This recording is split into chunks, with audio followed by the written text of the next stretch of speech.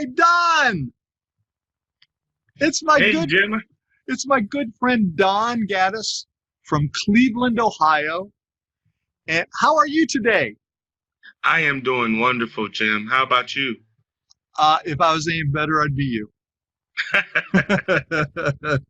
So Don, everybody who's watching Facebook Live, Don used to help us in kids' church, and way back in the day when we didn't know what we were doing, and it was painful. I have a video. I don't know where this video is, Don, but I have a video of one of the first kids' church we ever did in Cleveland.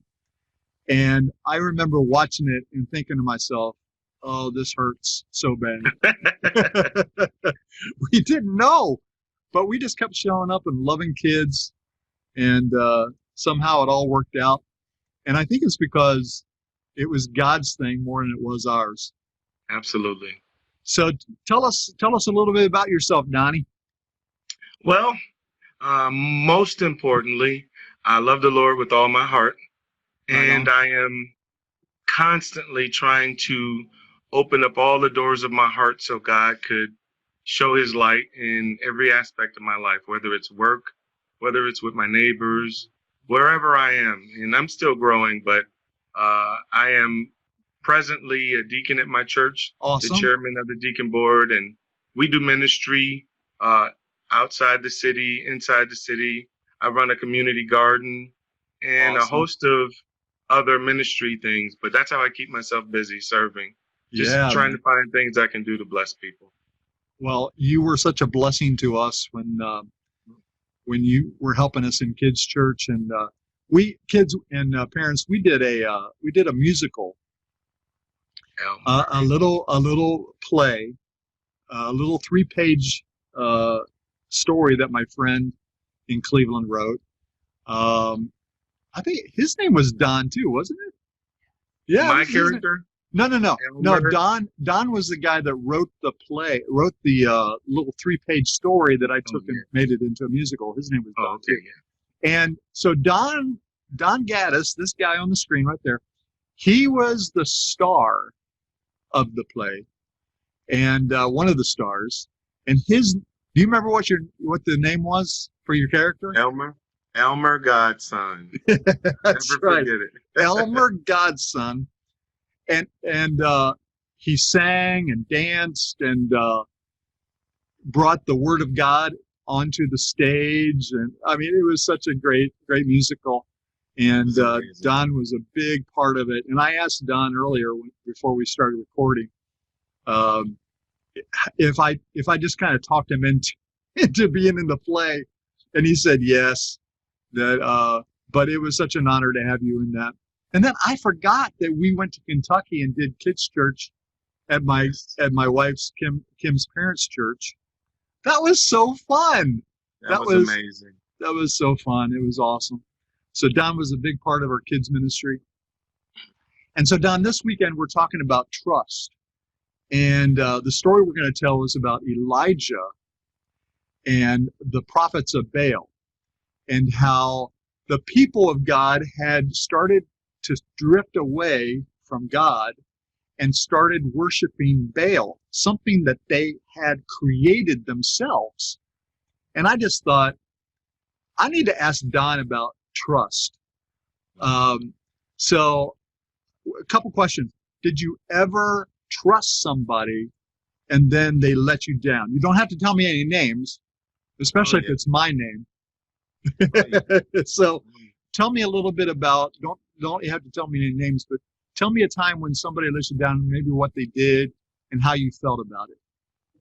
Well, I remember as a teenager, which was probably the hardest part of my life, figuring out who I was, Yeah, trying to fit in a lot. And there were the popular kids, and then there were the kids on the lower part of the totem pole. And I was very close to a very popular kid, and had been for so many years.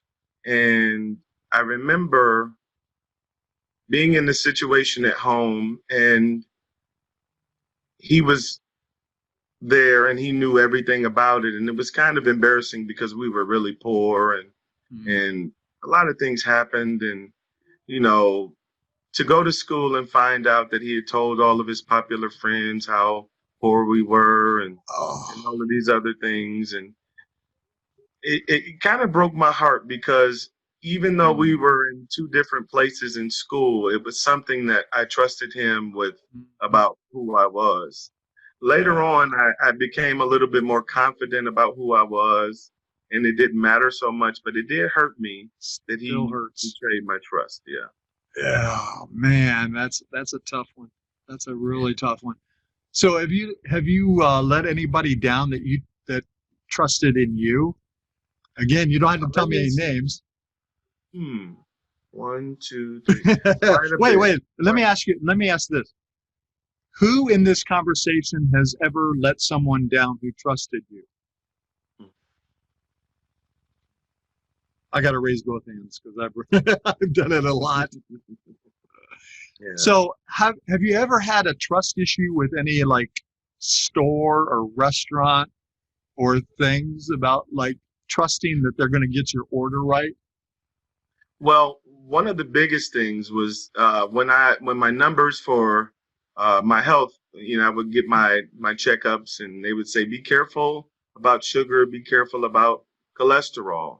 Then I would go into a restaurant, and whenever I order, I would make sure that a certain food isn't cooked a certain way, or I would ask if they use let's just say butter or grease or whatever may make it bad for my health. And I had a favorite restaurant that I went to, and I really, really, I'm a big Mexican fan, and didn't realize that what they were using in the food was one of the biggest reasons why I was getting high blood pressure numbers because the sodium levels were so high. But whenever I'd ask, they would constantly tell me, oh, no, we don't use that much, and yada, yada, yada.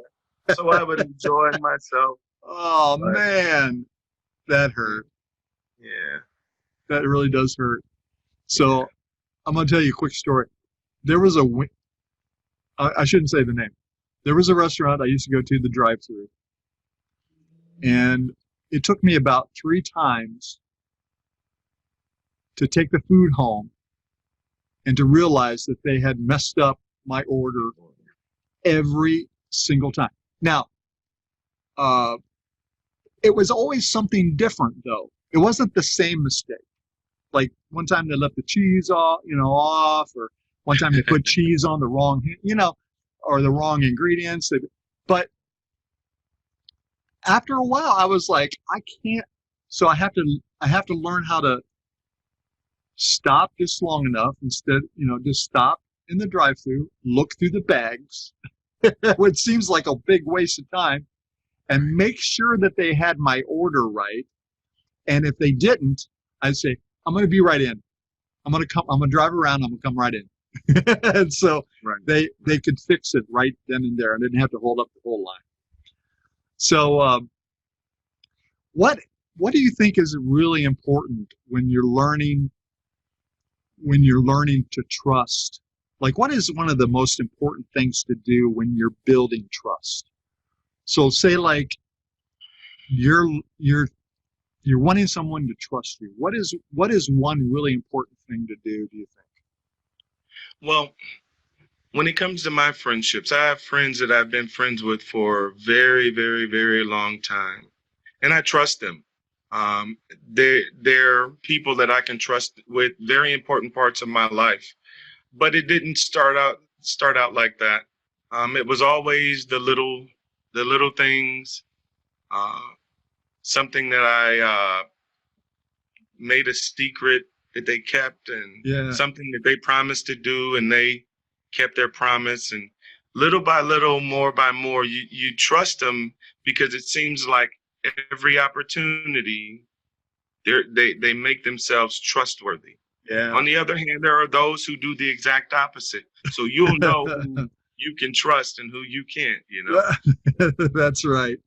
That's right. Well, Don, it's so good to catch up with you. We love you. We're so proud of you, and keep up the good work. Now, tell me a little bit about this garden. Is everything like already harvested for this year? Almost everything is harvested, with the exception to the things like greens and other things that actually grow during the frost or Oh, during wow. the fall. Yeah. So we still have a few things that haven't been harvested, but we gave away over maybe 150 pounds of food, and we give away everything that we grow. Nice. And the reason why is we really want to engage the community around the church, Yep. so, it's a good opportunity to do ministry. Man, that is a great ministry for sure. Because you're sharing God's love, and you're doing it in a way that's practical for people. And Absolutely. It tears down barriers and gets rid of all those terrible, ugly walls that people build, especially when it comes to church sometimes. Absolutely. Well, Donnie, I appreciate you coming on. Thank you so much. Love you, buddy. Thank you for inviting me, Jim. And as always, you've been a blessing to me. Thank you. I so love you, and appreciate all that you've done over the years for us. And God bless you, man.